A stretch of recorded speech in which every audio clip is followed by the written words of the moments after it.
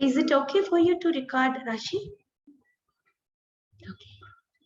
Yeah, September is Suicide Prevention Awareness Month, a time to shift public perception about suicide, raise awareness on this stigmatized and often less talked about a taboo topic. This month is being used by many people to spread hope and vital information to people affected by suicide. Our goal here is ensuring that individuals, friends, and families have access to the resources they need to discuss suicide prevention and to seek help.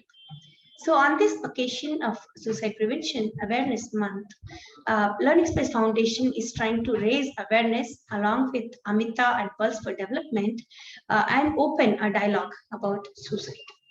Today we are here with this important session with Raashi Thakran. Actually, Dr. Anita Arigo ma'am is supposed to attend, but she's traveling, so she sent her a note, which I'm going to read after some time. And it's my privilege to introduce these two super passionate and wonderful human beings today. Raashi Thakran is a mental health advocate and a social activist from Bangalore. She's also a WICI council member. WICI is Women's Indian Chamber of Commerce and Industry. So she's a council member and a certified QPR instructor. As a change maker from change.org flagship program, she creates change. In July 2019, she started a petition asking the government to launch a national helpline number for suicide prevention in India, which has received more than 3.9 lakh signatures. This led to the creation of the KIRAN mental health rehabilitation helpline number, which was launched by the Ministry of Social Justice and Empowerment on 7th September 2020. That is last year, about this time.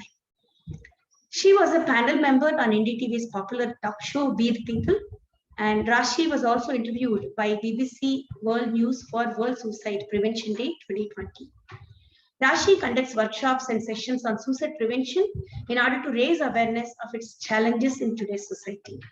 This has impacted 5,000 plus students and professionals. We are really very fortunate to have Raashi here with us today. Welcome, Raashi, and thank you very much for joining us this session. Thank you so much for having me. So, Dr. Anita Arigo is a mental health professional with MPhil and PhD in psychiatric social work from NIMHANS, Bangalore. With 32 plus years of long-standing professional experience, she demonstrates leadership in a wide range of areas, including sexual and reproductive health, maternal and neonatal child survival, gender and equality, gender-based violence, adolescent health, and disability. She has provided long and short-term technical advisory and support to UNICEF, UNDP, and USAID. She has worked with international organizations such as CARE India, ICRW, and LSE Center for Effective Practice Project Effective Intervention, and academic organizations such as Tata Institute of Social Sciences and NIMHANS, Bangalore. She has been involved in several research projects and has several papers to her credit. Currently, she is working on an online mental health and psychotherapy platform, AMITA, that provides a range of services through a range of professionals through a click of a button. She is also founder of AMITA and Pulse for Development. So as I mentioned, because she's traveling and there is very poor connectivity, she's not able to join the session today. So Raashi, should we proceed with the session? And after we are done, I'll read what Dr. Anita ma'am sent to us. Is that okay with you? Yes, sure. Yeah. So yeah. So I because you have been doing a lot of advocacy, right, Raashi? So I wanted to understand from your perspective how communities can be gatekeepers, because they have a big role to play in preventing suicides, right? So yeah. Yes. So let me tell you a little bit about the gatekeeper training. That is the QPR training, and QPR training is a suicide prevention training, and it stands for question, persuade, and refer. And this is a training that can be taken by anyone and everyone. You don't have to be a professional to take this training. In fact, parents, teachers, friends, siblings, anyone can take this training. It is a 3-hour long training, after which you get a certificate which basically certifies you as a gatekeeper. Now, what exactly is a gatekeeper? A gatekeeper is anyone who's in a position to help someone who might be in distress. So, we know a lot of people who might be struggling with our mental health.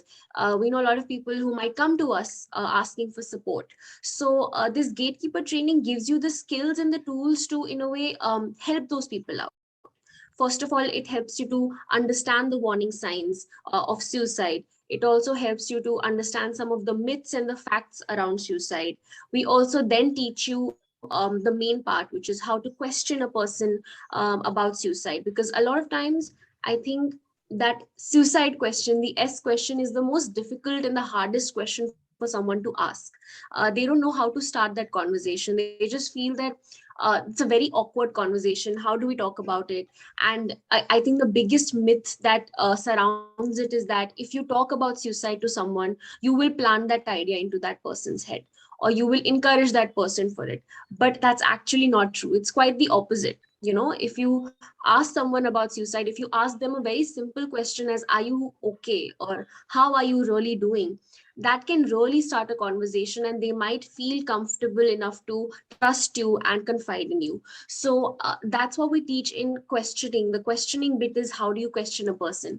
And then the next part is persuasion. How do you persuade someone? So now that you've started the conversation and the person has confided in you, they've told you that, yes, I am struggling. How do you persuade them to seek help? How do you persuade them to seek support? Open up to a professional. It could be anything. And finally, we have refer. So now the person is also ready to seek help. They're like, yes, we want help. We want to go to a professional. So now it's your responsibility as a gatekeeper to give them the right references. Because if you don't give them the right references, if you don't give them verified mental health professional contacts, then the whole purpose is lost. So these are the three parts that we focus on mainly, and it basically makes you a first respondent. So I think all of us should be gatekeepers, because all of us can save a life. This fact that, again, another big myth that only mental health professionals can save life. That's not true. All of us have a role to play. All of us can save a person's life. So that's what the gatekeeper training helps you to become. Wow, that's really, really wonderful to know. And yeah, you are doing such a great thing, Raashi. So we are actually Learning Space Foundation so far has been working to create awareness, raise awareness on mental health issues. But this sounds to be really very promising. So I'm hopeful. I'll contact you for this in future, Absolutely. and I hope you'll help us with this. Absolutely. Yeah, Yes. and we have a Come For You Foundation as well here. So I'm sure she must be interested too. Amina ma'am. Yeah. Thank you very much for this elaborate answer, Raashi. So what can general public do about this? See, not everybody is taking gatekeeper training, but there are general public who are not gatekeepers, who don't know anything about it. So what can we expect from them? What can they do? I think the main idea that we need to sort of inculcate is that we need to shift the narrative of suicide from blame and judgment to compassion and empathy.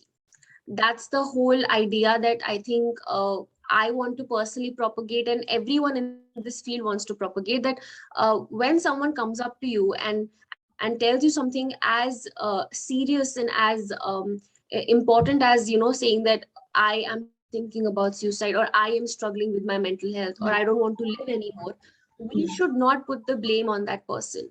We should not judge them. Absolutely. So I think that shift in perspective is really important for all of us. And that happens when we practice active listening. So what active listening actually is that you when you sit with that person, when you sit with someone who might be struggling and they want to talk to you, they feel like they can talk to you, give them your full attention, right? You sit with them, take some time out. Do not get distracted. Just sit with them completely, be present in that moment and listen to them. Because a lot of times people who are struggling, all they want is to be heard. They just want someone to sit and listen to them. And sometimes that's more than enough. Because a lot of times people who are having a problem and they're struggling with issues, sometimes just hearing themselves talk, they can come up with a solution. So they don't even need your advice. They just Yeah. want you to sit and listen to them and create that space where they're like, they can just talk about it, put it out in the open. So that's really important. And that's a very important part of active listening. Also, the other part is that, you don't interrupt them. You don't Mm. give them advice that they haven't asked for. You also don't judge them, because they will be confiding in you, and they will be telling you things which at first will really alarm you. It will really distress you also, because a lot of times our first reactions to something so serious is that there's denial, there's fear, there's anxiety, that, oh, what do I do, what do I say to this, how do I tackle this? But I think it's important to just be present in that moment, just be calm in that moment, even though inside you are scared and you're freaking out, but outside just be calm, just sit with that person and let the conversation flow. And Mm. then if you feel that they need a little more support, they need professional help, for example, and you're not a professional, so Yeah. don't put yourself in that professional therapist shoes. Don't be that person. Give them that guidance, tell them that I am not someone who's qualified to help you through this, but I know someone, I know this person, they are an amazing professional, and you can just reach out to them. So give them a proper reference, like I said. So keep those resources also with you. Keep some resources handy, like maybe 2 or 3 psychologists, 1 or 2 psychiatrists also. Mm. Keep those resources with you, and these should be verified resources, which either you have tried yourself or someone has tried. Because again, giving resources which are not verified, that just again makes it worse.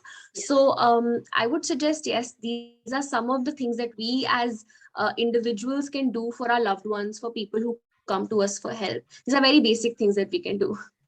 Yeah, thank you. Thank you so very much for bringing out that beautiful point. So active listening, listening to the person, and without giving advices that they're not asking for, is very important. And then creating that space where we are actually listening to them calmly, and they can just vent out their whatever their feelings are. So that's really really very beautiful whatever you said, because people, as people, we fail doing that most of the times. If, may not be just suicide, but any kind of feeling we want to go and share with someone, either there are too many advices, or they jump into conclusions about us, assumptions, judgments and stuff.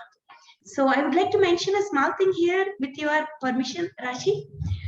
So Learning Space Foundation, as I mentioned, we have been actually trying our bit in raising awareness and trying to help people with emotional problems. So we started one Instagram live series, We Hear You, basically for teenagers.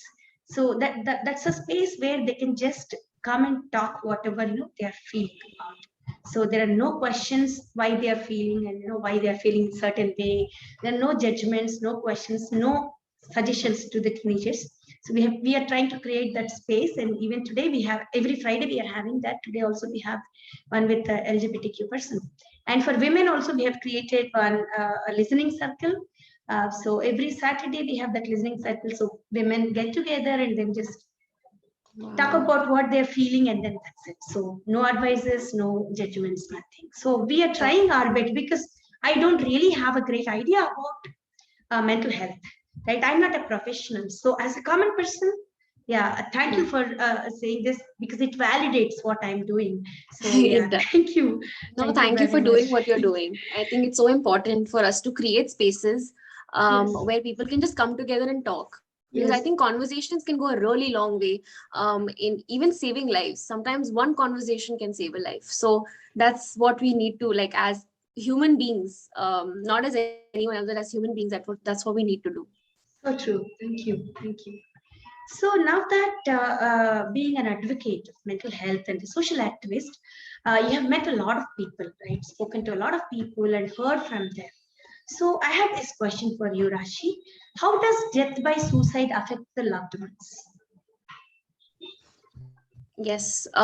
So, me, myself, being a survivor of suicide loss, I can personally tell you that, the effects are for life, your life completely changes. For me, the my life changed back in 2009. when I lost my younger brother to suicide. And I think for me personally, what I can say is that there's a before and an after. You know, there's like this huge divide, there's this huge void between the before and the after.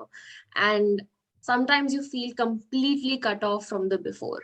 Like you just feel like you were a completely different person when that person, you know, when your loved one was still around, and you had a completely different life. And now that that person, that very, very valuable part of your life is not there, it's like a part of you is not there.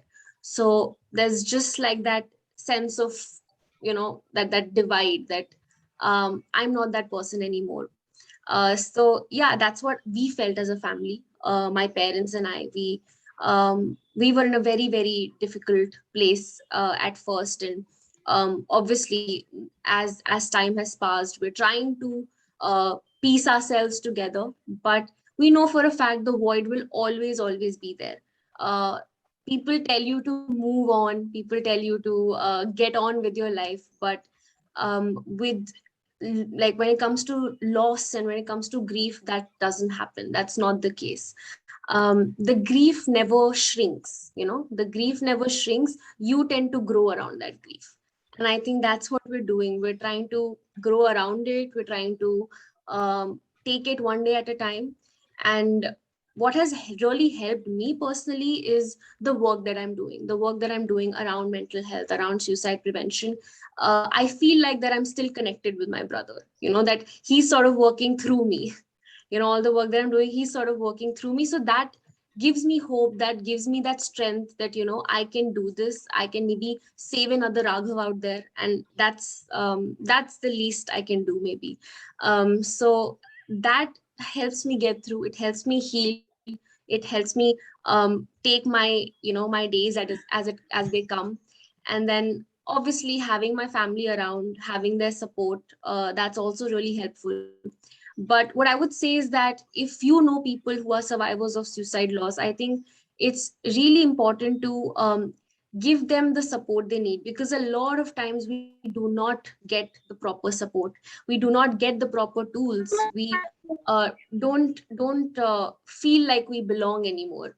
So that's why creating spaces where you give voices to these people, or where you sort of create a space where all of them get together and share their grief. Because by sharing it helps, sharing helps, finding people who've been through similar losses helps.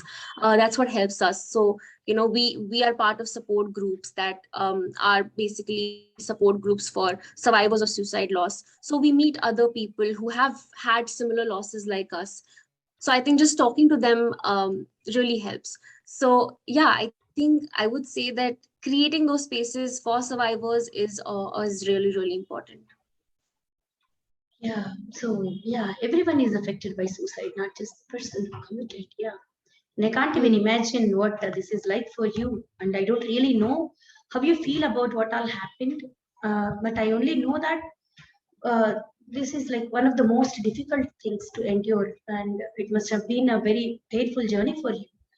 And I know you since a few months, almost a year, right, Rashi? So it's really wonderful that you have been moving forward and channeled your grief, and you're growing out of that grief and around that grief, and you channeled your grief into a mission to get a suicide prevention helpline in our country. And you're also advocating for mental health. I'm really, really very glad for whatever you have been doing, right? So a big round of applause for you for whatever you're doing. Thank you, thank Thank you you. for whatever you're doing, Rashi. Again, you know, it's like I know a number of times I can keep on saying thank you, thank you, thank you. Thank you, thank you. Yeah. So yeah. So what does a family go through exactly when things like this happen? Like I heard that the family is blamed for and stigmatized in some cases. So what would you Hmm. say about this? Hmm. Yeah, I think definitely that is a part of it. So, I mean, I can speak from my experience, what we as a family went through. So, when I was starting my petition around suicide prevention, and I was literally putting my story out there into the world for everyone to see and hear. And at that time, my parents were obviously very supportive. They were like, yes, this is a very noble cause, you should go for it, and we support you, because obviously I need their consent, because it's their story as well. It's not just me and my brother, it's their story as well. So they were very supportive about it. But I think my extended family at first, they were very unsure and skeptical, because they said that, why do you want to talk about Mm. the way your brother died? Why do you want to talk about suicide? A lot of them didn't even want to call it suicide. A lot of them even said that it was an accident, and some other rumors. And basically, they were not okay with the S word, and they were not okay with the fact that I was telling the world that this is what happened to us. So yeah, so that was a very difficult time for us. Although I personally didn't really think too much about that, because for me it was only the fact that my parents support me, and that's what matters. And I felt in my heart that this was the right thing to do, that we were not ashamed of Raghav or what happened to us. The fact that you try to hide something like this, it just shows that you're ashamed of that person. But we will never be ashamed of Raghav.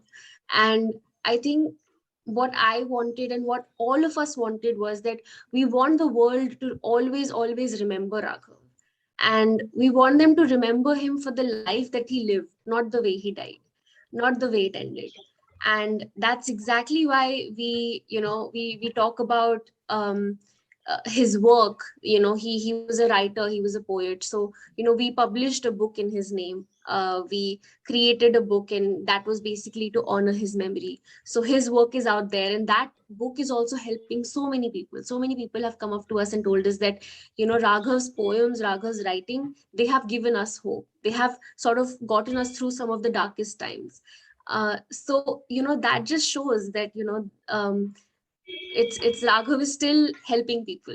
Even when he's not Yes. here, he's still here, and he's still helping people. And because of him, the helpline number is here. I will not take credit for any of it, because it stemmed from the strength that he gave me. So it's him who's made this happen. And just seeing all the lives that it has impacted, just seeing how many people it has helped, even my relatives, those people who initially said that don't talk about suicide, they've come Mm. around and they've started acknowledging it, and telling me that I'm glad, or we're glad that you decided to go ahead, and now it's helping so many people. So yeah, so times have changed. I think people have also changed their perspective, and that's, I think, one of the biggest achievement that I personally feel.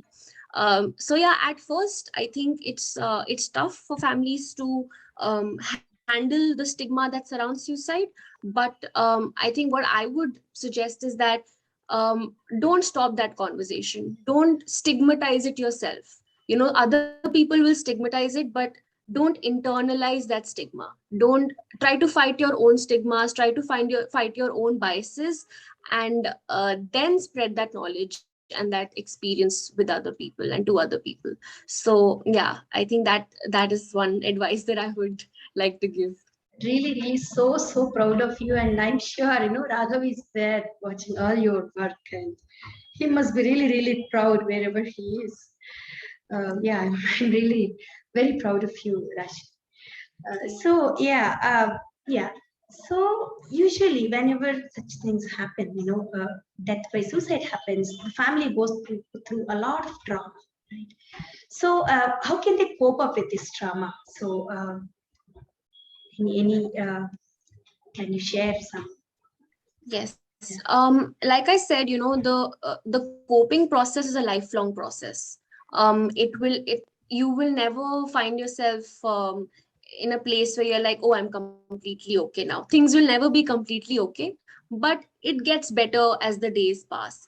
And I think that's where the support that I was talking about really helps. So for me, I was in a lot of trauma when this happened. My parents were in a lot of trauma. So different things helps different people. So what helped me was, I decided to seek professional help, because I was struggling with my mental health. I could not sleep at night. I was having anxiety attacks, panic attacks.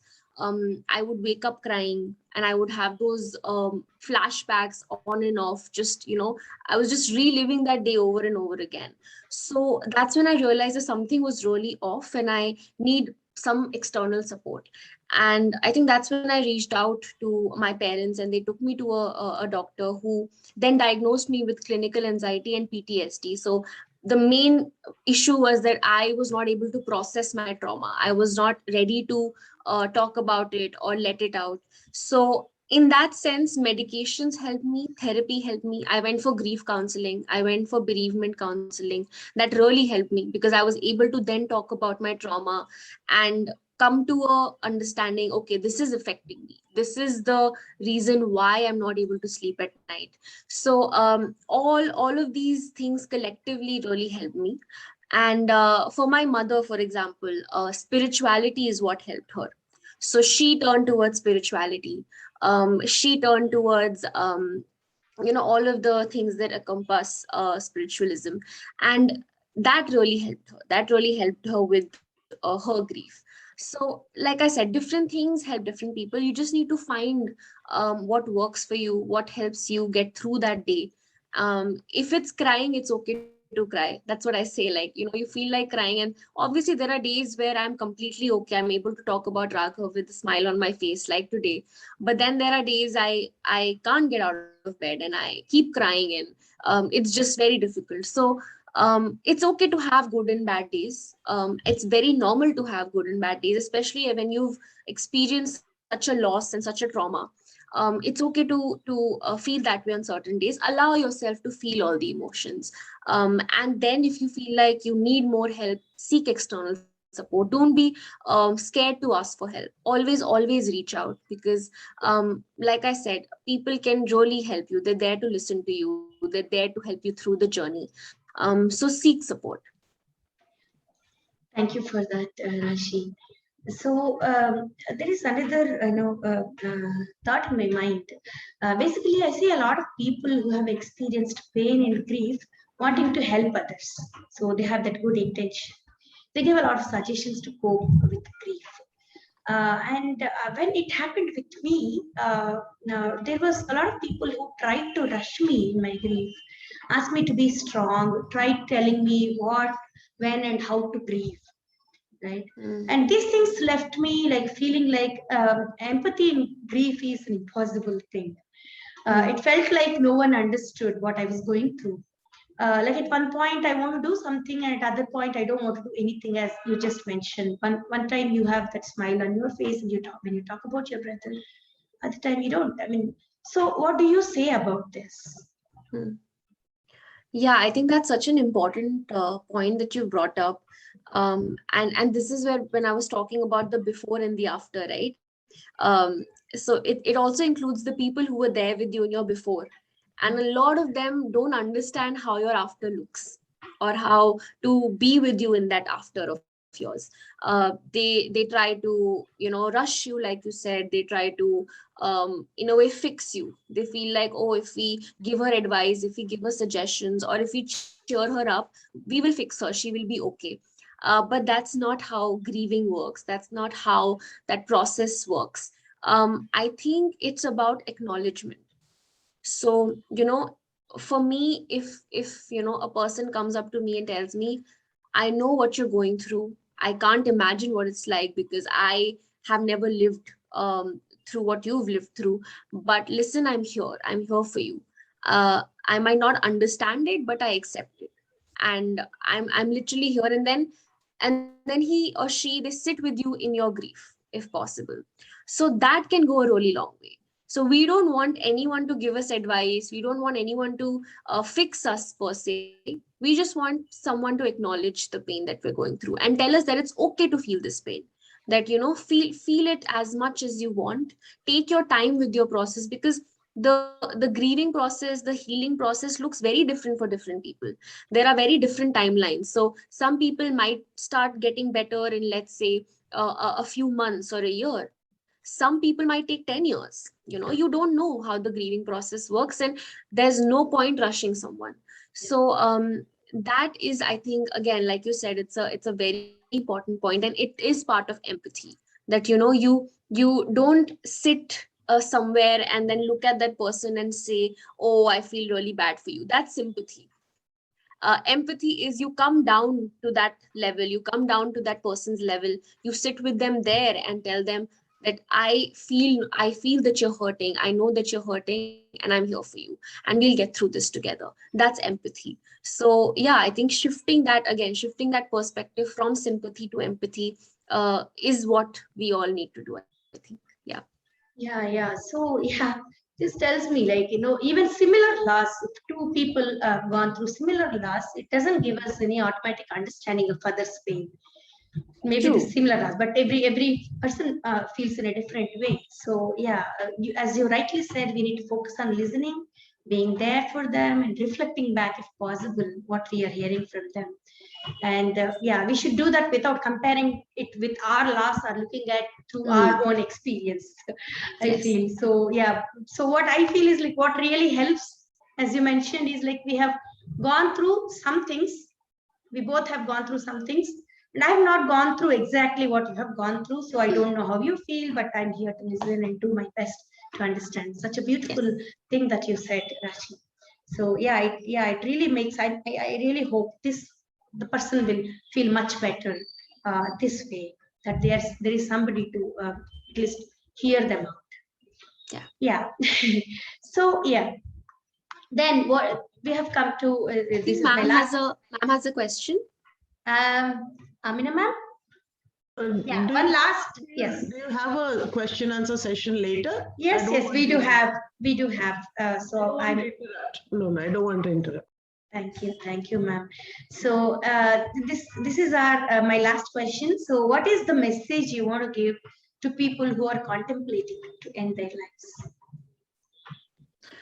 Um, well, I think to anyone right now who is struggling with their mental health or who's having those sort of thoughts, I think I just want to say that it's okay to feel this way. A lot of times we attach a negative connotation to the fact that people are having suicidal thoughts, that we say things like, oh, this is a crime, it's a sin, you shouldn't feel this way, what will your family do without you, why are you thinking this way, etc. Or we say things like, oh, you're just doing this for attention. you know um, a lot of times we tend to invalidate their feelings, but we should restrain ourselves from doing all of that, because that just makes it worse for that person. It just makes them the culprit, or makes them, puts the blame on them. And we, again, like I said, we don't want that to happen. So to anyone who's feeling this way, I just want to say it's completely okay to sometimes not be okay. And there is help out there is help available. There are people who want to listen to you, who want to help you, be it your parents, be it your friend, be it your sibling, anyone you trust. Please reach out to them. It doesn't always have to be a mental health professional. You don't have to straight away go to a mental health professional. No, talk to a person that you're close to or that you feel will understand, and reach out to them.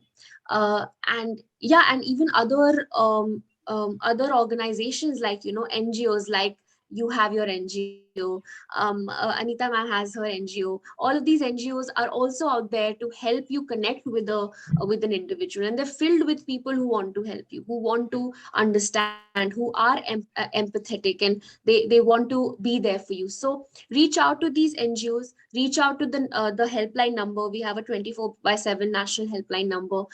They have a lot of professionals who are there 24/7. Even in the middle of the night, if you feel that, oh, in the middle of the night everyone's asleep, whom do I reach out to, what do I say, just reach out to this helpline number. There will be someone on the other end of the line who would want to listen to you.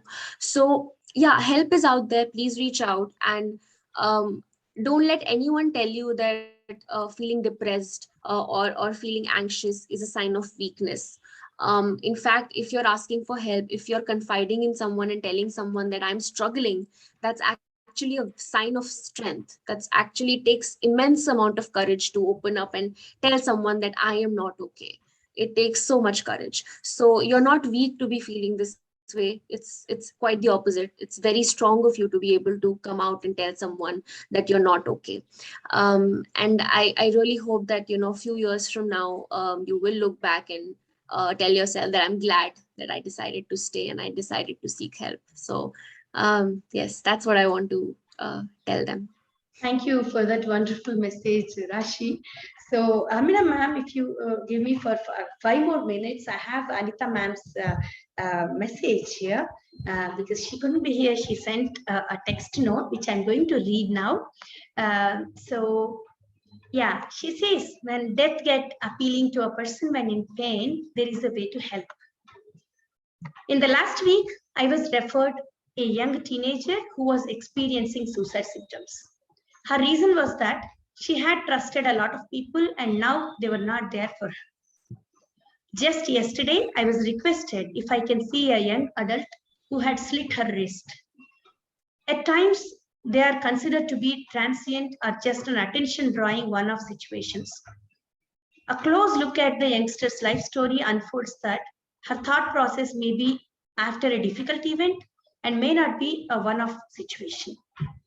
The immediate reasons that are closely connected with the wish may be many and may include family issues, concern with friends, adjustment issues at college or work, financial issues, stress, and so on. The fact is that this is not the only one factor that plays. Very often, it is thought that it is not a concern of the children, but we are seeing that the age of attempting a suicide event is gradually lowering. All of us are, in a way, gatekeepers who support people around us and prevent them from taking any drastic step in their lives. We need to learn about suicide so that we will be better able to help them.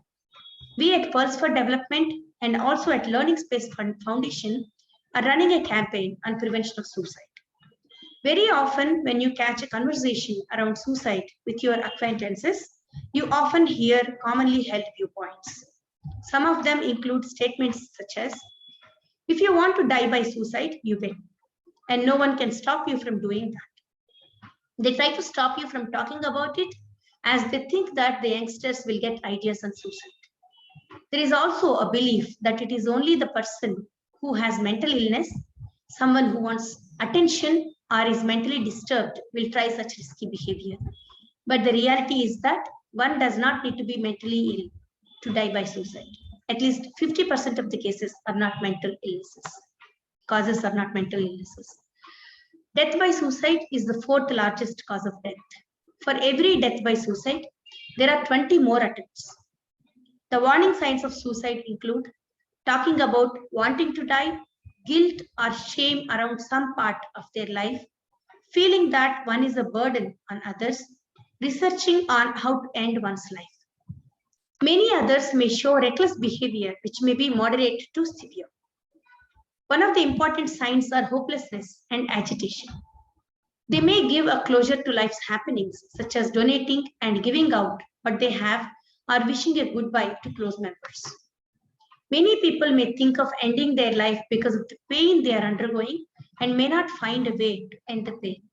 Some of the risk factors of suicide are previous attempts to end life, loss of a loved one, previous sensationalization or glorification of death, cultural and religious beliefs, access to lethal methods, marginalization and oppression, interpersonal problems with loved ones, lack of access to services, substance abuse, familiar history of mental illness, and so on.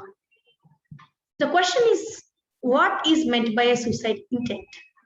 This is basically understanding the intentionality of the person's death wish. The intent may be deep, moderately intense, or not really well founded.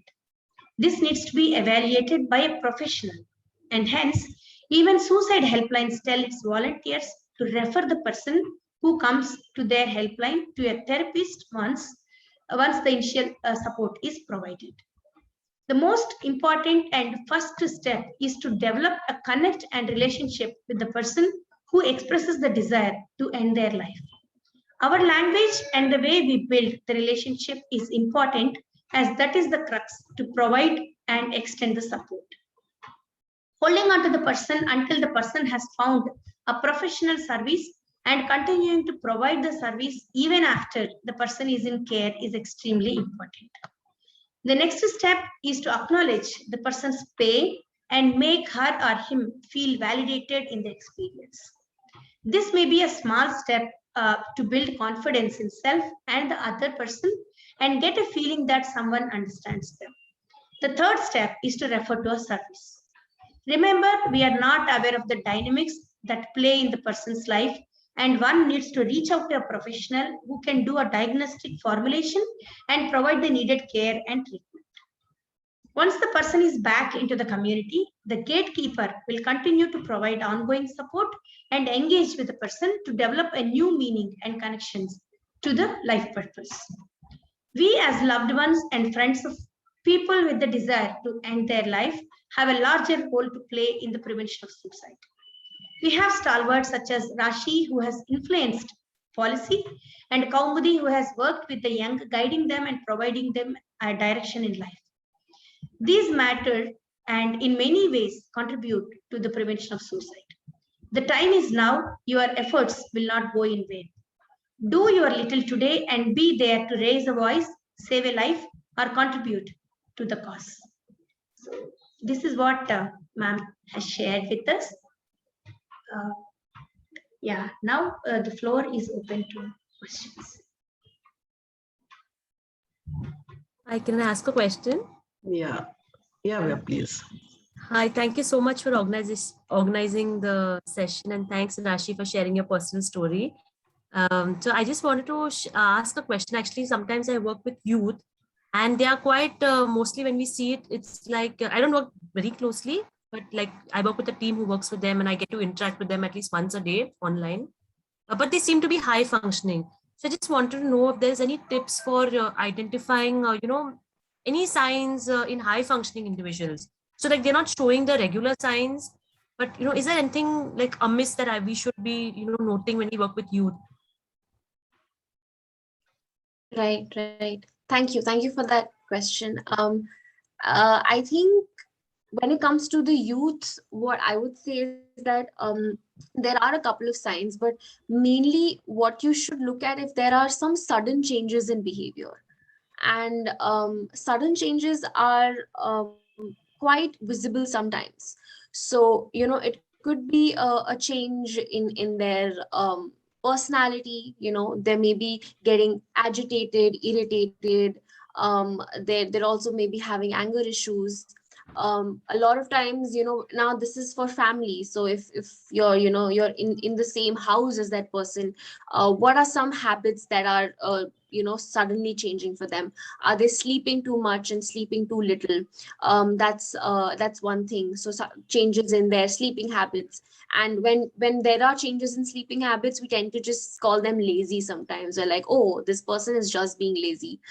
If they're not able to, let's say, finish a task on time, if they're not able to submit an assignment on time, we just call them lazy. We tell them that, oh, they're just trying to get away from working hard.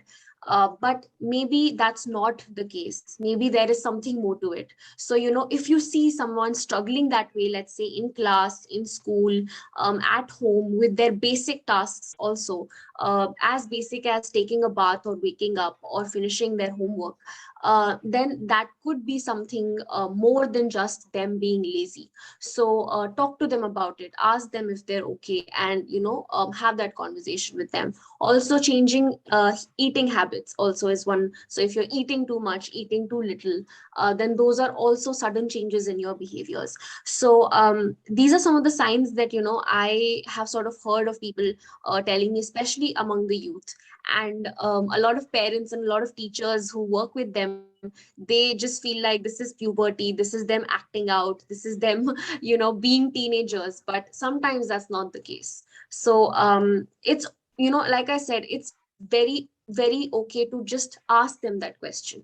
They might feel that, oh, it's nothing, or maybe they're just being teenagers, but just ask that question. How are you really doing? Are you struggling? Is there something more to it? And how can we help? So maybe those questions can go a really long way in just understanding what is going on in their head. Maybe it's nothing. Maybe, maybe you're right. Maybe they're okay. But what if they're not? So always make sure that you take them aside and just have that conversation with them. So that's what I Yes. would say. Thank you so much. Yeah, actually, we have social workers and counselors working with them, and there is a safe space they can speak. But sometimes I do feel that people, like caregivers or people in the same space, sometimes they know things, but they seem to be in denial, Like, you Hmm. seeing things, but you can't accept it because maybe of stigma or for whatever reason. But it's so important to give that space to teenagers and youth. Maybe it's nothing, but what if it's something else? Anyway, What if it is? thanks so much. Yes. Thank Yes. you. Thank you. Yeah. Raashi, is there anyone else who would like to ask, or shall I? Please go ahead, ma'am. Yeah. Yes, ma'am, please. Okay. There are two questions actually, Raashi. One is that, like Kaumudi has told you, we have been also helping on a helpline during the COVID pandemic, where we got a lot of calls regarding, trying to, suicidal thoughts or ideation and things like that. And basically, we were able to help them out initially. Now, what about the follow up? Like most of our counselors were also expressing to me that they call once and we counsel them and we feel it's okay. They say thank you and we are feeling relaxed and all that. But how do we know for sure whether we call back? Should we follow up or should we not? That is always a big, catch-22 situation. Like we feel if we call them up and again rake up those thoughts, or we don't call them up, or if those thoughts are coming again. How should we decide that? How do we decide that? Yes, ma'am. I think that's a very very important question, because I personally believe that and that's something that we teach in the QPR training as well, that even once you have provided them with the initial help and the initial support, that's well and good, but it's really important to follow up. Following up might seem like that, oh, maybe we're prying at first, or maybe when we're just maybe they don't want to talk to us again. You have those thoughts in your head, but there's really no harm in just calling them and asking that, listen, I know that you called us a few days back or a few weeks back. We just wanted to check in with you. We just wanted to check in how you're doing. And that can go again a really long way in just giving them that validation that yes, someone out there cares, someone out there is checking in on us. And not just as helpline numbers, but also as if even if your loved one has struggled and they reached out to you, let's say a friend reached out to you, and you gave them a mental health professional's number and they said thank you, and now they're now they're taking sessions with them. But it's always good to follow up and let them know that you're there. Let them know that I will see it through the end, like until the end I'm with you. So if there's anything, you can always reach out to me. And another very important point is that let's say if someone reaches out to you and tells you in confidence that we are struggling with suicidal thoughts, don't ever promise them that you won't tell anyone else, because it's also very important to involve other people in that process. Never swear to secrecy, because then that really doesn't help. So follow up and involve others who might be closer to them, let's say. So you're not physically close to them, but maybe a family member, maybe a friend who's physically close to them. Let them know that this person has been struggling, so please, you also check in on them. Make sure that you also check in on them. So I think that can create a safety net for them in a way. Okay. Yeah, that was very informative. Thank you, Raashi. There is one more question I would like to ask. Normally, when there is a natural death, say of a teenager itself, like you were talking about your brother, if it is a death by suicide and if it is a natural death, due to some illness or say accident or something like that, the reactions of the family would be different, definitely. Yes. There is grief in both cases, definitely there would be grief, but the guilt component, is it more when they're in the family members? And as mental health professionals, we do address that, but as the immediate family, how would you react to that? How would you like to cope with it? How would you cope with it? I want to know your experience about the guilt factor. How do you overcome that? Yes, ma'am. No, that's definitely a huge part of the grieving process. So like you said, when the death is natural, you in a way have that closure. Closure, that, you know, yes. this is why it happened. This is the Yeah. reason. There's this one particular reason. It could be an illness, it could be an accident, but you know, this is why the person left. But when it comes to suicide, you don't know. Yeah. I think the biggest problem, or the biggest issue that we face is obviously the guilt, the regret that, you know, we were not there for that person. They were not able to confide in us. We could not save that person. And also the confusion and that lack of closure, that why did this happen? Why Yes. did my loved one choose to die? I think Yeah. that's the question that haunts us the most. That Yeah. why did my loved one choose to die, and why did this happen to us? So that why, and the whole recurring question of, you know, why us, is I think the most difficult part of losing someone to suicide. And honestly, ma'am, I think we're still coping with it. Yeah. It's still very difficult for me to go back and think of reasons, or why it happened. So what I try to do is, obviously try not to go there. Try Yeah. not to go into that downward spiral where we're just like constantly asking these questions which no one can answer. Honestly, the only person who can answer this question is not here anymore. So there's really no point in going on that road. What we try to do instead is, try to focus on our own healing, try to focus on how we can keep moving forward, and how we can always remember that person in the best way possible. All the good memories is what we want to sort of remember and focus on, not the way they left, or not the reason why they left. So there could be multiple reasons. Honestly, there could be like, you know, Anita ma'am's message also talked about how there's no one reason for suicide. There are layers and layers of reasons. Yeah. And the only regret that I have, the only guilt that I have, is that my brother was in so much pain. He was struggling so much, and I had no idea. None of us had any idea that he was in so much pain. So I think that is one part that will always be there. I will always be it'll always be very difficult to maybe come to terms with it. But I think the fact that we have each other, my parents and I, we try to lean on each other. Whenever one of us spirals down, the other two try to pull them out. And I think as family members, as loved one, that's what we can do. That, you know, if you see that person is spiraling down, if you see that they're taking 2 steps backward, you just try to be with them, just be there for them. And I think, yeah, I think with time it should get better. Let's It hope. should heal. So that was wonderful, Rashi, and I really, really congratulate you for the courage and your parents too. Like you said, they are the pillars behind you, and may you touch thousands and thousands of lives more. God bless you and your parents always. So nice Thank you talking so to you. It much. was wonderful, inspiring actually. So I think, and I would like to know more about the Gatekeepers program. Absolutely, Yeah, absolutely. we'll be in Yes, touch. ma'am. Please do let me know. Thank you. Sure. Thank you so much. Thank you, Kaumudi. Yeah, Wonderful. yeah, thank you. Thank you very much. So there are a few messages here. What are the warning signs? Serenya is asking this. What are the warning signs of suicide, and how can we identify people around us they will commit suicide? Right.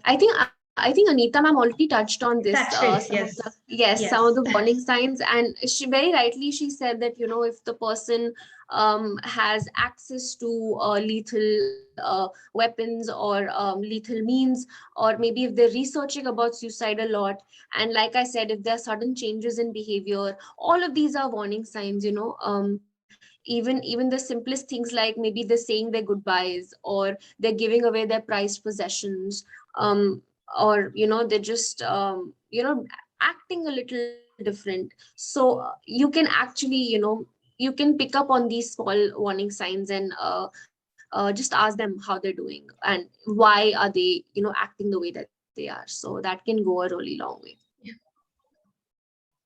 You, Rashi. So there is one message from Mani. Thank you so much for this session. I'm a victim of narcissistic abuse and domestic violence survivor. I have separated from my husband when I'm 7 months pregnant with my second kid. 2 kids responsibility, no focus on career, and my emotions are all over the place. Could you please help me how to get over trauma?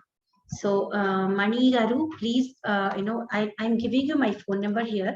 Please note it down. We have so many organizations. We have AMITA ma'am here, and we have other organizations as well. If it is help with mental health, we have organizations working on it. If it is help with domestic violence, we have organizations working on it. Right? If you need support for your kids' education, we have there are organizations helping for that. So please note down my number, and then call me today after 8:30, because I have another session after this. So yeah, I will be able to help you. Right, so at least I'll point you towards another organization who can help you. Yeah, hope that answers your question, Manigaru. Hope I was able to help with this. Yeah, and then there is one message from Mitkasha. This is same with my mother. She's also survivor of domestic violence, and recently she lost her father and brother, but she afraid to me about her feelings and trust issues. Can I help her? Surely you can help, because that is what Raashi has been telling. Yes, you can surely help your mother. So whom should we send her to? Should we, Raashi, should I ask her to see a mental health professional, or Yes. yes, So, I mean, I think to begin with, Mitakshara, you can first talk to her. Yeah, you can first talk to her. Ask her how she's doing. Ask her what she needs, because I think the focus should be on her. If she doesn't want to see a professional just yet, then there's no point forcing her, and we shouldn't force her. So just ask her, sit with her, tell her, and ask her what does she need. What does she require from you, from the family members? And let her know that you're always there for her, and whatever it is that she needs, you will help her with it. So after that, if she says yes, I think I need professional help, I would like to talk to someone, then definitely I would be happy to give you some resources. I'm sure Kaumudi ma'am also has a lot of resources, so we can pitch in and give you those resources, and you can take her to them. Yeah, thank you for that. And sorry, Mitakshara, I spelled your name wrongly. Yeah. So if Mitakshara needs help in helping her mother, I think she can talk to somebody, right? Like, yes. who is giving counseling services or anything. Basically, see, for Raashi, you are doing that training, QPR training, which actually gives that kind of awareness to people to be good gatekeepers. So because we are not gatekeepers yet, so how should she, Mitakshara, should proceed? What is her first step? She can talk to her mother, but if she doesn't know how to talk to her mother, she can get some help from someone, right? Yeah, I think if sorry to interrupt you, Kaumudi and Raashi, Mitakshara, the first thing you need to do is, like Raashi said, active listening, and tell your mother that you are there for her. That's important. Hold her hand, sit by her, put your arm around her shoulder, and tell her, talk to me. Just hold her hand and sit for some time. You don't have to say it in so many words. You have to have lot of patience, a lot of patience, and listen actively. That is the first thing you need to do. After that, like she said, you can decide whether you need to go to a mental health professional. But first of all, the first support can come from the nearest and dearest one. That is you, definitely. And a mother and daughter, there is always a link, a relation, a connection, which no other two women will have. So please talk to Mitakshara first, then you can try going for a mental health professional. You're right, Raashi. She needs to talk first. Yeah, Raashi, would you like to say something? Yeah, Raashi. Yes, no, absolutely. I think ma'am summed it up really well. I absolutely agree with her. Thank you. Yeah, actually, I want to introduce ma'am also. Amina ma'am runs CAM counseling services. And yeah, I was interning with her actually. I mean, she is running basically that counseling support along with Rajkonda Police Station for people during this pandemic. And I'm also that first line. I'm giving that first line support. So yeah. So there is one question from Radhika Sarikonda. I think that has been covered here. Can you please tell me once how to control and how to identify suicide around people? I think that warning signs have been discussed, and how to control in the sense, okay, how to talk to that person. I think just now Amina ma'am also has covered. So if you see those signs and then how to go about it has been just covered by Amina ma'am also. And then I received one message from somebody. There's no name here. So marks and studies are also causing suicide attempts, and parents and teachers are not understanding children. How can we overcome this? Yeah, thank you for asking this question. Yes. That we keep on hearing after NEET or after medical entrance, we keep hearing such our 10th class exams, board exams, keep hearing, yeah. Yeah, I think peer pressure and that fear of failure, I think, is the biggest risk factor when it comes to suicide. It's the biggest reason why so many students are dying by suicide. So definitely that fear of failure is what we need to address, because that's at the crux of it all.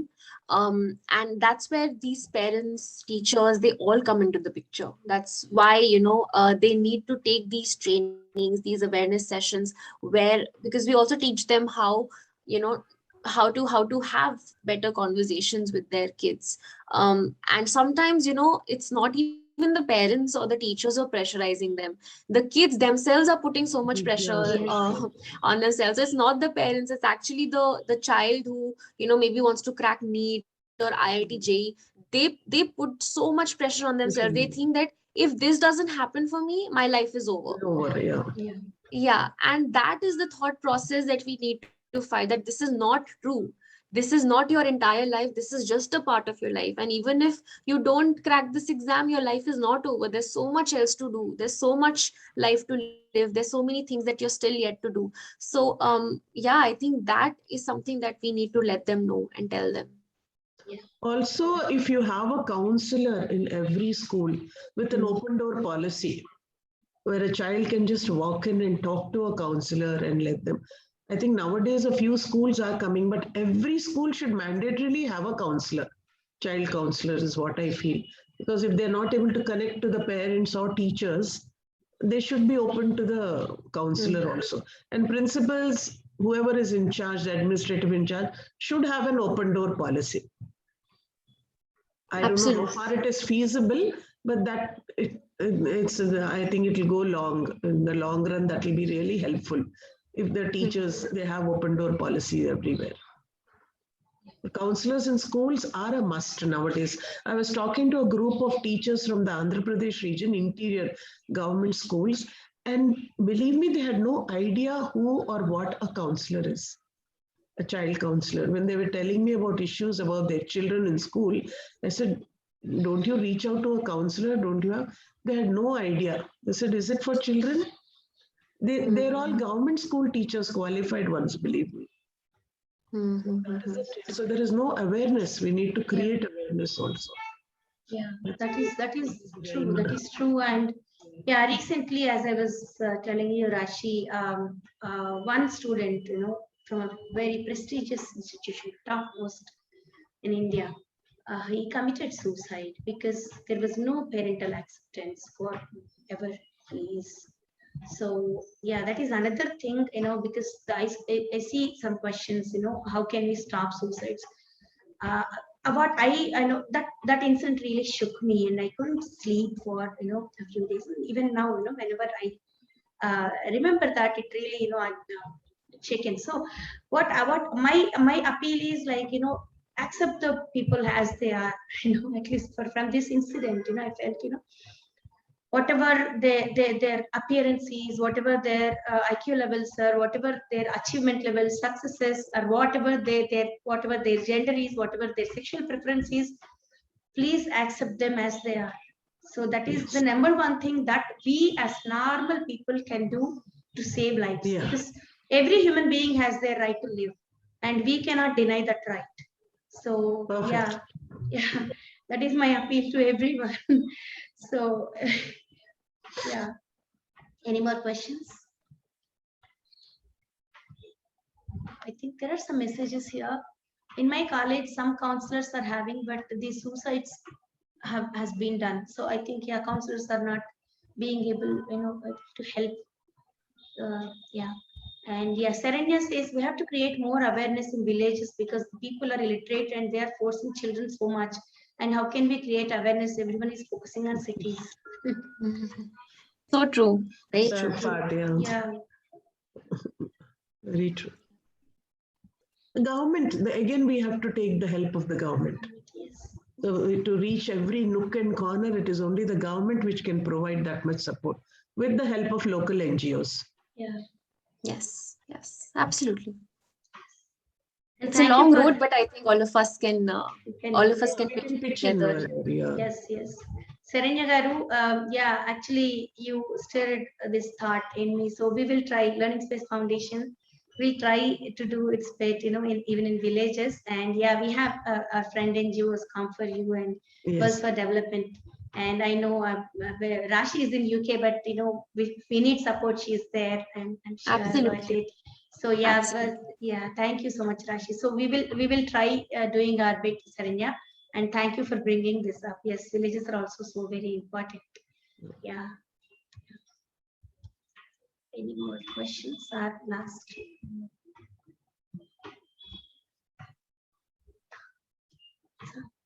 So yeah, we won't be really able to say what factors make someone contemplate the idea of ending their lives, but what we can say with certainty is there are resources available to help if you or someone is having such thoughts. So that is what is important. And please remember, and remember, you are having these ideas, please remember that you matter to us. And if someone is contemplating this idea, please tell them they matter to you and they matter to everybody, right? So and if you need someone to talk to, you or your loved one, right, there is this National Helpline Number, which is for which Raashi ran a campaign with great success.